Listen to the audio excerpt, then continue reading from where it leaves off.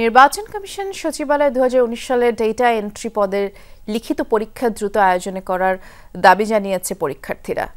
সকালে আগারগাঁও নির্বাচন ভবনের সামনে এক মানববন্ধনে এই দাবি জানান তারা। বলেন 2023 সালের প্রিলিমিনারি পরীক্ষা অনুষ্ঠিত হওয়ার পর 2024 সালে ফলাফল প্রকাশ করা হয়।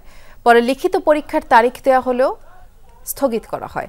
কর্তৃপক্ষের সাথে যোগাযোগ করলে তারা দ্রুত পরীক্ষা নেওয়ার আশ্বাস দেয় এবং 2025 সালে আবারও পরীক্ষার সময় দিয়ে তা আবার স্থগিত করা হয়। 14 মাস আগে প্রিলি পরীক্ষা হয়েছে, ওর রেজাল্ট হয়েছে। 14 মাস গত হয়েছে, ওই লিখিত পরীক্ষা নাই। আমরা 5 বার আসছি, আমরা 5 বার আসছি, নানান অজুহাত, নানান তাল বাহানা। বারবার তারা ডেট চেঞ্জ করে এখনো আমাদের সেই পরীক্ষাগুলো নিচ্ছে না।